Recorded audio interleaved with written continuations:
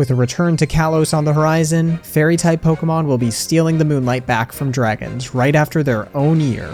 Despite being the last regular type edition in over a decade, Fairies have made their mark on the series with beloved designs, strong type matchups, and overpowering moves for just as powerful Pokemon. And as a type that was retroactively applied to 5 whole generations of well-known Pokemon, it makes for a unique situation regarding where these mystical mons can be found. So today, we're going to track them down, testing just how fast you can find a fairy in every Pokemon game.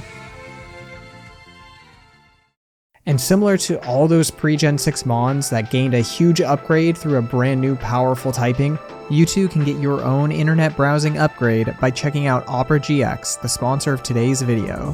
While other browsers eat up all your computer's resources, Opera GX not only performs better even when having endless tabs open, but features GX Control, a quick tool that lets you limit the amount of CPU or RAM being used. On top of this, Opera lets you customize every bit of your browsing experience with GX mods, featuring background music, keyboard sounds, opening and closing tab sounds, themes and colors, dedicated wallpapers, and a convenient sidebar menu to pick and choose individual mods. You could search the GX store to find anything you want fast. The new sidebar tool Aria gives you quick access to AI-powered search tools, finding and summarizing detailed information for you. And if you miss the days of browsing game guides and magazines, it's a simple one-click to the GX corner where you could stay up to date with new releases, deals, gaming news, and even free games. Plus, Opera even has a quick import tool to let you make your Switch as optimized as we make each run. So stop using a slow browser and get one that's the best by using my link below to download Opera GX today. It's been a while since we've started a red version run without the need to speedrun all the way out to Celadon City, and with that in mind, we won't be forced to rely on the Nido line in order to find our first fairy, as all we need to do is use Squirtle to take down Brock and reach the grass on Route 3 where Jigglypuff is waiting at a relatively low 10% rate. Which brings about the first comparison of the run, as Mount Moon is just around the corner and of course contains the other Gen 1 classic, Clefairy. However, its odds are even lower, starting on the first floor at only 1%, requiring one to make it all the way down to the lowest floor in order to get a maximum 6% encounter chance. At least that's the case for the base games, as Yellow actually matches Jigglypuff's 10% odds here, but has removed Jigglypuff entirely, ensuring that the base game's Puff is the first winner. But because I can't possibly let things be that simple, today we will throw in any of the definitive versions if the route or mon is distinctly different from the base games. And as we just learned, Yellow barely makes this cut, requiring us to actually still grab a Nido since we are stuck with no starter choice in Pikachu, take down Brock with our new Nido, and reach Mount Moon, where if you happen to find a fairy on your way to the lowest floor, well, you might want to go check out the game corner, but for us, we search that floor until eventually finding the 10% Clefairy and making our next catch. But jumping over to Gen 2, the retroactive ferrying expanded a bit, adding 2 new lines and a whole trio of babies. So it adds up that one of the major mechanics of these games in eggs would allow for an early fairy opportunity, specifically with Togepi. And while Togepi does have a quick hatch time, with the second lowest number of egg cycles possible, this still equates to 2,560 steps, and without a bike or any other method to decrease this amount in the introductory gen, the egg begs an immediate question: what else is beyond this point? But the answer is not too much, because in the base games, the next fastest will have to wait until reaching Ecruteak with the iconic Marill to the east and Snubbull to the west, both at a surprisingly low 1%, which means we will have to hatch the egg plan, handling the intro and heading straight for... Wait, it's this again? Yes, the Gen 2 fans who might be disappointed by recent news likely knew that the sneak preview of later areas we get on Route 46 has some unique Pokemon, one of which being the encore of Jigglypuff, albeit at a lowly 5% rate. Luckily, it's not low enough to justify our alternative, marking the second puff of the run. But the egg talk will come in handy still for Crystal, as the Singing Star does not return for an early appearance here. Instead, Jigglypuff can actually be found just before Goldenrod on Route 34, now joined by a Snubbull at a much higher combined 35% encounter rate.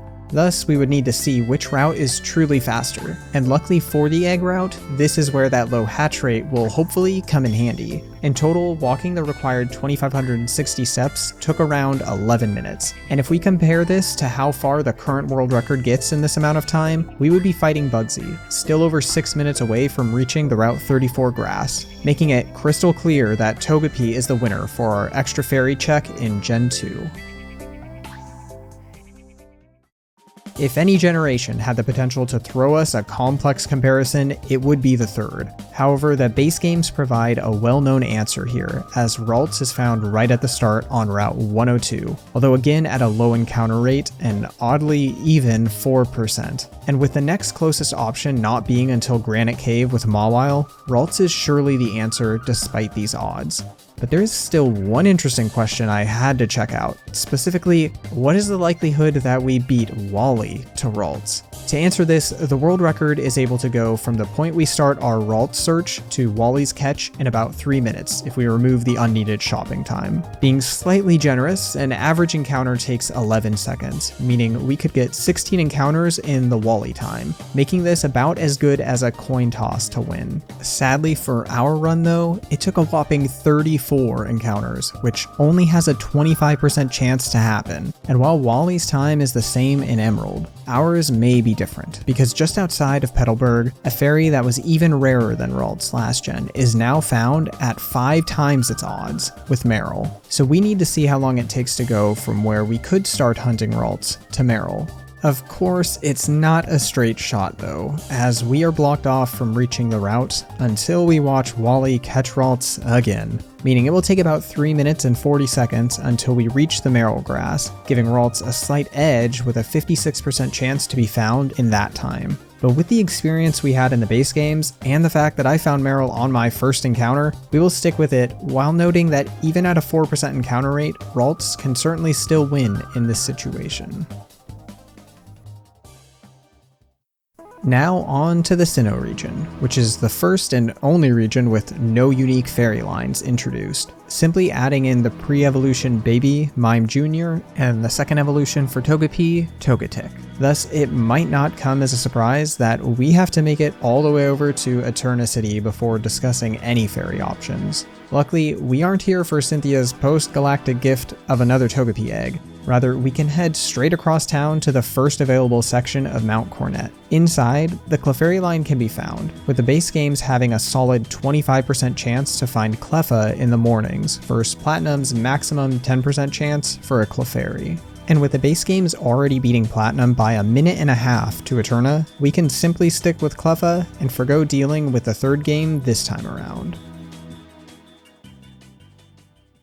But before we go any further, we have now covered all the generations with standard remakes, which means it's the perfect time to throw these in. Following our bonus rules for the definitive editions, if the remake mimics the base games, we can skip covering it. And this is the case for Fire Red and Leaf Green with Jigglypuff on Route 3, Omega Ruby and Alpha Sapphire with Ralts on Route 102, and Brilliant Diamond and Shining Pearl with the Morning Cleffa and Mount Cornet, which leaves the one exception being Heart Gold and Soul Silver, where the base games are not replicated exactly here. Despite most encounters in the remakes following the originals, Jigglypuff has oddly been removed from Route 46, and since the extra encounter from Crystal on Route 34 is of course not present, it interestingly restricts Jigglypuff to the post-game back on Route 3 or 4, and this leaves us with no option but to hatch the Togepi egg like in Crystal. But there is actually something to consider here, as we can obtain the one method for speeding up hatches as soon as we get into Violet City, thanks to Primo.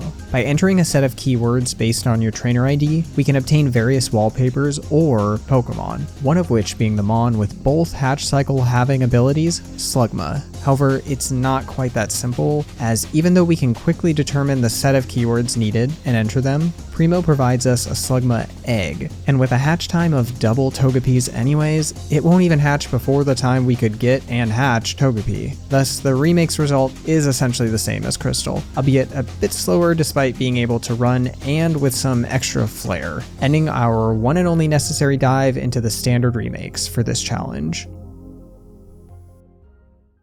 Following our most recent Unova escapades involving the Phenomena mechanic, you might recall that the soon-to-be fairy type Audino can be found in just about all grassy locations that shake. But despite this frequency, we can't quite jump into searching as soon as we hit Route 1. And that's not just because we won't have repels to ensure a safe path to the shaking grass, but more so that the Phenomena mechanic is silently locked to the player until beating the first gym. And sadly, the first fairy that isn't the abundant Audino is inside Pinwheel Forest with Cottony, being unavailable until beating the second gym thanks to a wall of grunts, meaning we are stuck doing a bit of work and getting our first badge. After which we are forced to hear Fennel out and get cut before we can now purchase some repels to ensure that when we head right back down to Route 2 and run around until some grass shakes, nothing else can stop us from catching our fairy. Now, the sequels are a different story. Not in regards to the phenomena though, which are still locked behind the badge. Rather, even if they weren't locked, we can find a fairy faster than you would expect to find the earliest Audino outside Focusy Ranch, as it is right inside, that being Azurill at a solid 20%,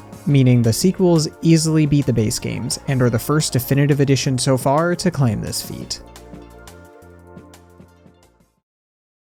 Finally, the gen that introduced the fairy type is here, with X and Y in Kalos. Unceremoniously though, this might be the simplest run so far, and seems to still be stolen by a non-originally fairy type, as Azurill bounces its way to both routes 3 and 22. While the latter route sits at a decent 20% encounter rate compared to the prior being half as likely, and there are no story prerequisites between the two, there is one mandatory trainer guarding Route 22's grass. Alternatively, the other exit from Santaloon to Route 4 actually holds the first original fairy we've seen, Flabebe, and at 35%. But it's another situation where we can't progress until dealing with gym things. Funnily enough, despite that mandatory trainer having 2 Mons, I was able to reach the grass in 1 minute and 33 seconds, and with encounters taking longer than they used to, about 17 seconds apiece, we only have 6 chances to see Azurill on Route 3 in that time, which is only a 47% chance to occur.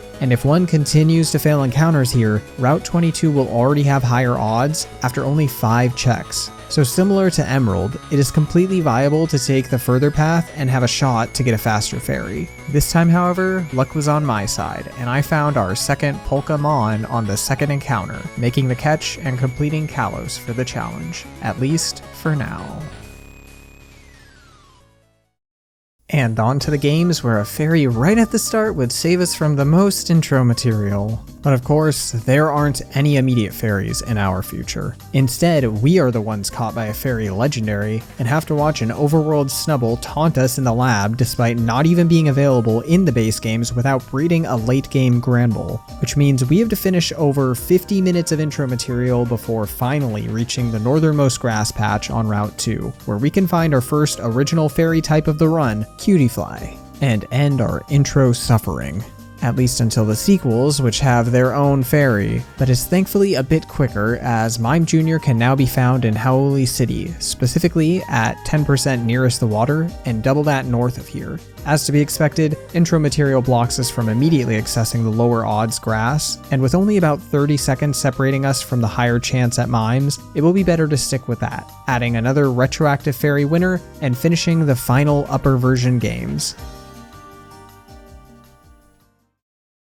Now, the Let's Go games don't mix things up much, aside from their natural differences, but there is a bit here to discuss. As a technical remake of Yellow, we won't be adding another Jigglypuff to the list, but instead can head back into Mount Moon, where Clefairy is initially a bit more likely to show up, but only at 4%, before making it down to the lowest floor, where we have over double the odds at 9%, with a 1% chance to find Clefable. This time there are some rocket dialogues and a trainer blocking our way, but since we have very limited space in the entrance before the rocket scene is triggered, to even try fishing for the 4%, as well as a single lure, we can simply use it before stepping inside, catching a fairy if you happen to see one while heading to the lowest floor for the best odds, where we add a legitimate fairy, Clefairy, to the collection.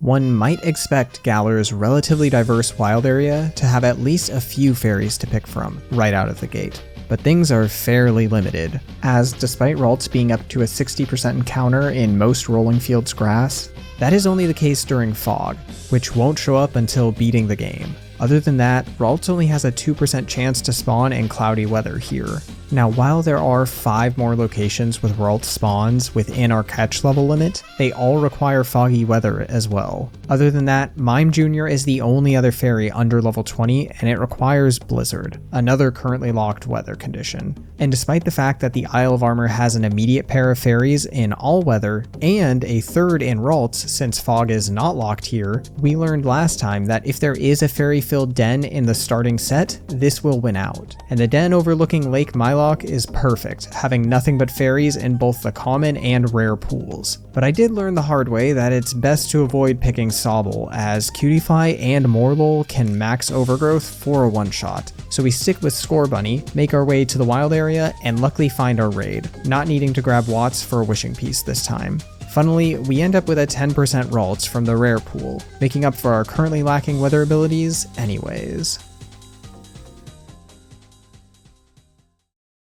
But despite a certain Mime in training missing out on another win, Legends Arceus brings them back to the stage, being the only encounterable fairy line in the Obsidian Fieldlands outside of the much slower process of evolving Eevee into Sylveon via friendship. Furthermore, Mime Jr. can be found prior to even opening up the Fieldlands fully, as it spawns in both the Horseshoe Plains and the Sandgem Flats. And while the plain spawns are over twice as close, we need to dig into the game's spawn mechanics a bit in order to find our answer. Specifically, Legends Arceus operates with a similar system to what we discussed in the Gen 9 Dragon Run, being each map has a set of spawners which pull from a specific list of Pokemon and associated odds to decide what shows up.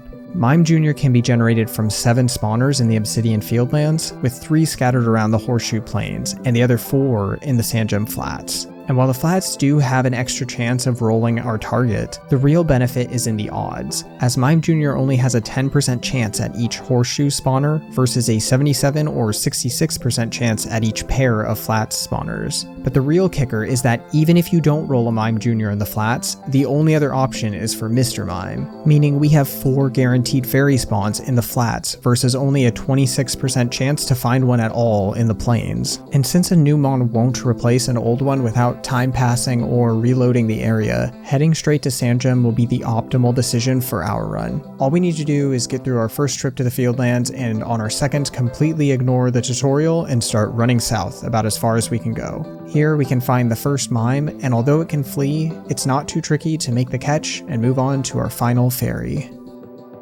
Which is quite anticlimactic, although still not the fastest encounter we have had in Scarlet and Violet, as despite there not being any fairies in the earliest possible locations of Pocopath or the Inlet Grotto, South Province Area 1 has a total of 4 ready to be caught. And as soon as we see our poor old pal Psyduck at the river, we can run into the just as common and very frequent fairy Azurill, ending our run on a note as normal as Azurill's original typing. So those were the fastest fairies across all of the mainline games, in total requiring only 7 hours, 48 minutes, and 17 seconds. Which means this challenge was certainly the least painful of the series to date, but I really enjoyed trying to find ways to keep things interesting, and I would love to hear what you thought in the comments. And if you enjoyed, liking and subscribing always helps a ton. If this was your first video of mine, I have a playlist of all the catching challenges you can check out here, as well as the first part of a Yu-Gi-Oh! Mystery that I'm working on a sequel for now. I have more Pokemon challenges on the way, as well as another special Pokemon video that I'm really excited to share. But as always, thanks so much for watching, and more to come soon.